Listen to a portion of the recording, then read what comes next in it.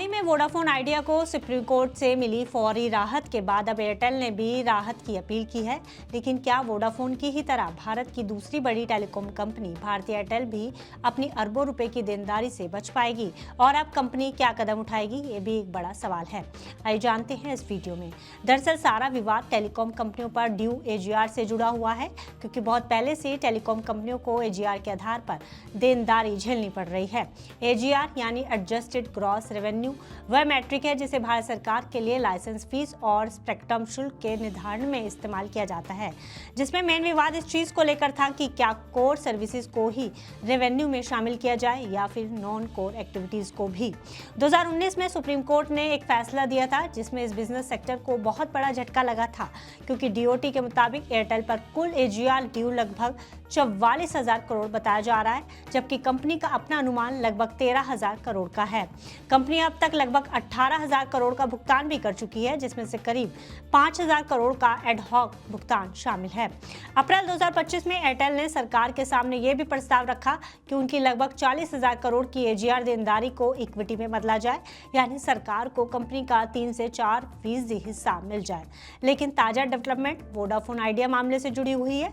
हाल ही में supreme court ने Vodafone idea को राहत देते हुए सरकार को वोडाफोन आइडिया मामले में फाइनेंशियल ईयर 2017 तक की एजीआर देनदारी सहित ब्याज और पेनल्टी को रीअसेसमेंट करने को कहा है। ऐसे में एयरटेल के एमडी और सीईओ गोपाल विट्ठल का कहना है कि एयरटेल का हमेशा से कहना है कि 2019 का एजीआर फैसला इंडस्ट्री के लिए बॉडी ब्लो था, जिससे ज्यादातर कंपनियों को प्रभावित किया है। लेकिन वोडाफोन को सुप्रीम कोर्ट से मिली राहत को देखते हुए एयरटेल भी चाहते हैं कि सरकार कंपनी के पक्ष का भी ध्यान रखे और आगे की रणनीति तय करे, क्योंकि इस विवाद के चलते पहले ही टेलीकॉम कंपनियों पर भारी दबाव है। ऐसे में अगर एयरटेल जैसे बड़े प्लेयर को समान राहत मिलती है तो ये पूरे टेलीकॉम सेक्टर के लिए एक पॉजिटिव संकेत होगा।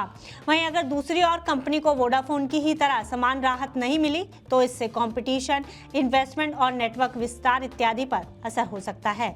इसलिए अब ये मामला सिर्फ एयरटेल का नहीं बल्कि पूरे टेलीकॉम इंडस्ट्री, कंज्यूमर्स और निवेशकों के लिए मायने रखता है। ऐसे में आगे देखना होगा कि क्या सरकार एयरटेल को वो समान विकल्प देगी जैसा वोडाफोन आइडिया को मिला है।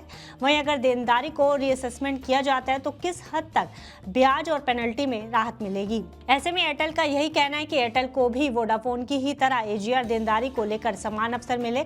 वहीं अगर इस खबर का कस्टमर्स पर पड़ने वाले असर की बात की जाए तो कस्टमर्स पर टैरिफ हाइक का दबाव बना हुआ है, क्योंकि जब टेलीकॉम कंपनियां जैसे वोडाफोन आइडिया या भारतीय एयरटेल भारी एजीआर देनदारियों को झेल रही है तो उनके पास कॉस्ट बढ़ाने के अलावा कोई अन्य विकल्प नहीं है।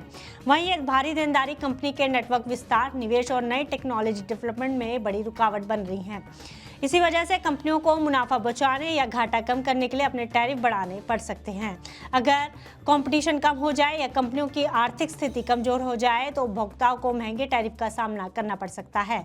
वहीं दूसरी तरफ हाल ही में वोडाफोन को लेकर हुई ताजा डेवलपमेंट्स की बात की जाए तो उसमें पहली खबर वोडाफोन को सुप्रीम कोर्ट से मिली राहत के बारे में ही है, जिसमें कोर्ट ने साफ किया है कि केंद्र सरकार को वोडाफोन आइडिया की पूरी एजीआर देनदारी को रीअसेसमेंट करने का अधिकार है। ऐसे में वोडाफोन पर कुल देनदारी का रीअसेसमेंट किया जा सकता है।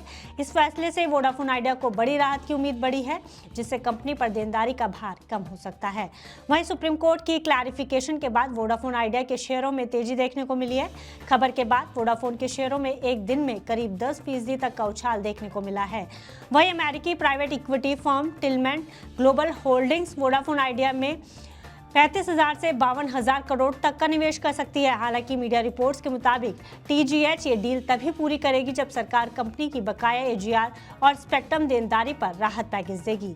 अगर ये डील फाइनल होती है तो टीजीएच कंपनी का प्रमोटर स्टेटस हासिल करेगा और आदित्य बिरला ग्रुप व यूके की वोडाफोन ग्रुप का नियंत्रण कम हो जाएगा।